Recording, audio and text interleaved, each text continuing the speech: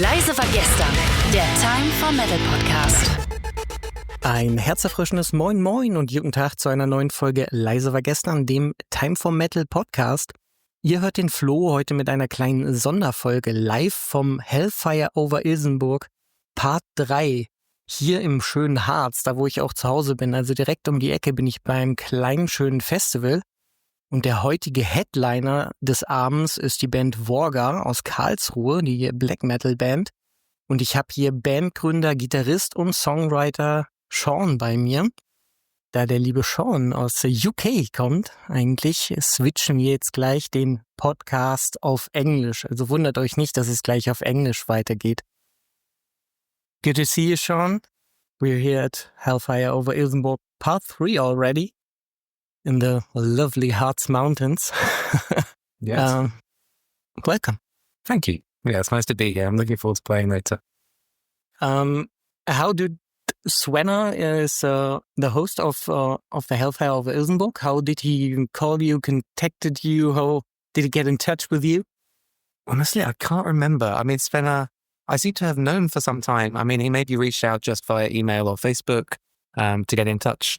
But since then, we've seen each other at various festivals. We met at Partisan. We saw each other at Eindhoven Metal Meeting. Okay. So he's a face that I know very well. But Okay. Yeah, so I'm happy that we're here and that we're playing with him because he's a really nice guy. A man of all faces, all over there. Before we start talking a little bit about Vorga, we play a little game called Scene Roulette. I introduced you before. We talk straight 10 minutes about a random topic, which I got from our other host, Kai. Thank you, Kai. And let me check the topic and let me check the 10-minute hard cut time.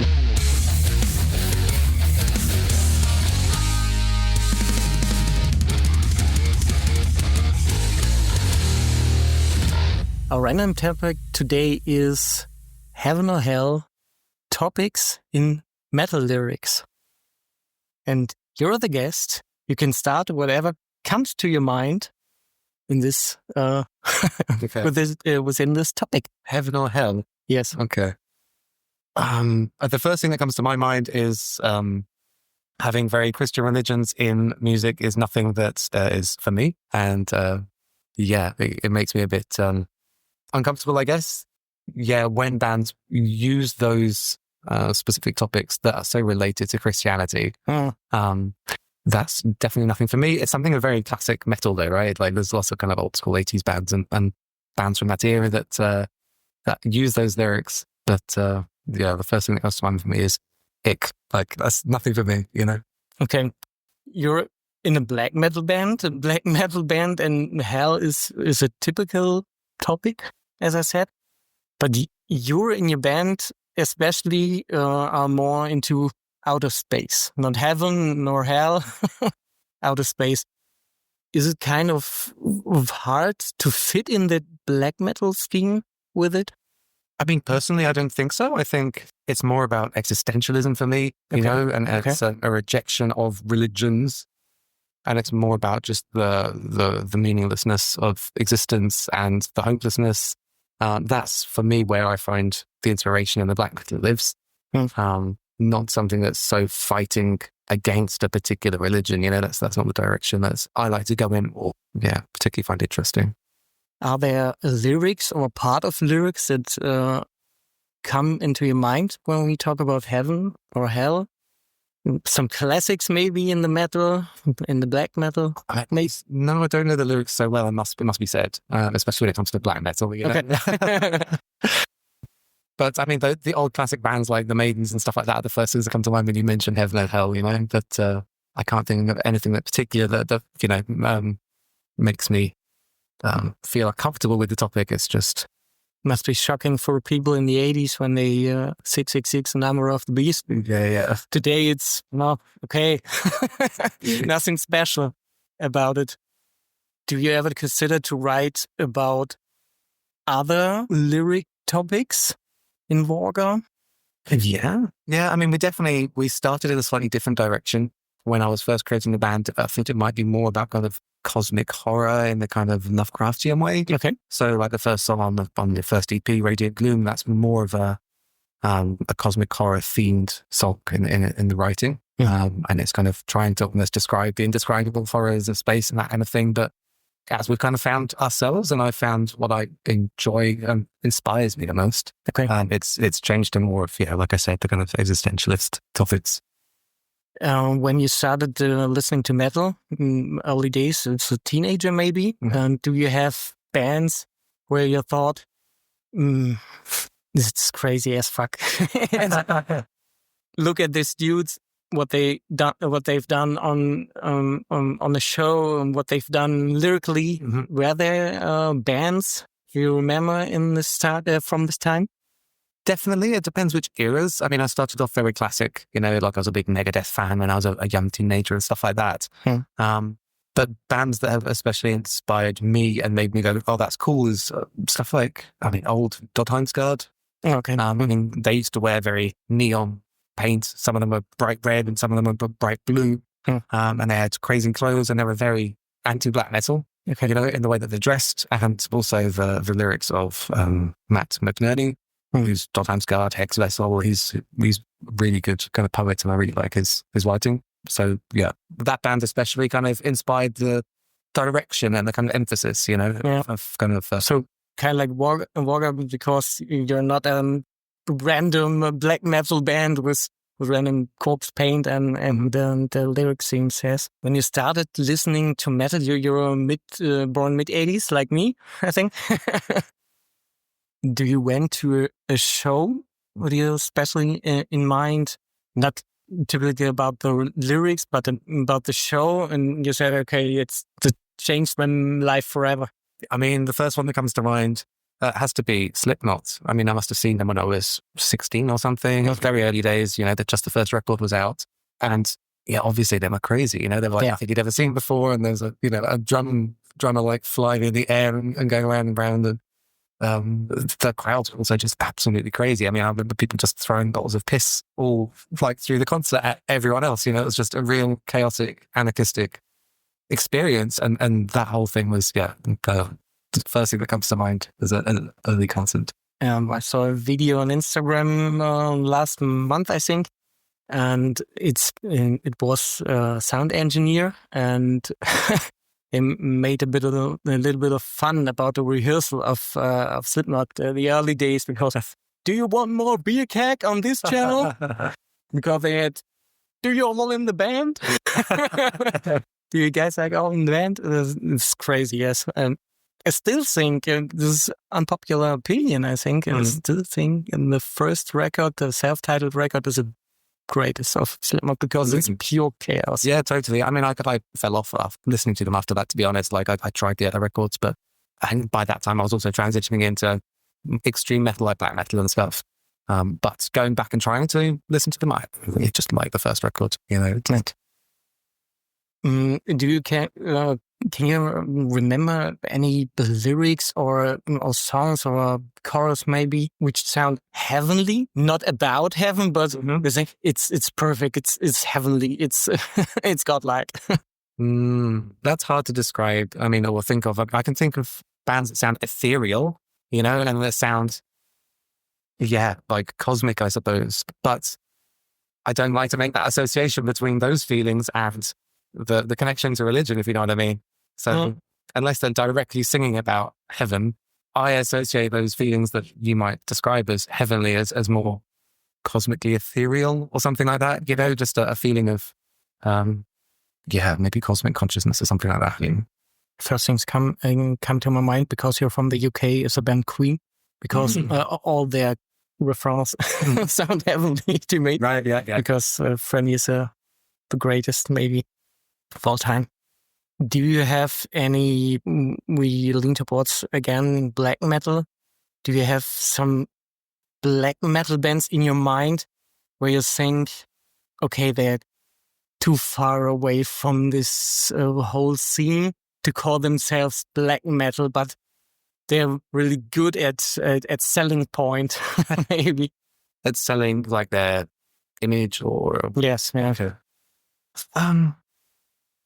It's hard for me to say. I mean, I like a lot of different styles of music. And I don't really care what a band calls themselves. If the music's good, the music's good. And I don't like this idea where, if you say you're black metal, you have to be a certain specific, fit into some people's points of view, So, there's a lot of stuff that's started more black metal and went different directions. Even stuff like an Track, it kind of went in slightly different directions. People say, I don't know, bands like, who am I thinking of? Gründer, for example. Oh, yeah. But they do a kind of hardcore black metal thing. Great music. I don't care what it's called. It's just, that's all that matters to me. As I said, very often at a show is the more open-minded you are at different genres, it makes you a better musician. Mm-hmm. Do you agree with it? Perhaps, yeah. The ability to explore concepts that exist more in certain styles, I think, if you have more exposure to them, is definitely, probably beneficial. I can only speak from my own experience, of course, but yes, it's good to be able to, listen to a certain style and say, I like what they're doing there, and I pick from that, and I like what they're doing there, and I pick from that. Yeah. Heaven or hell, yeah. So the first thing that's come to my mind, besides Queen, was obviously Dio, because he sang in Black Sabbath, and he sang in a band called Heaven or Hell.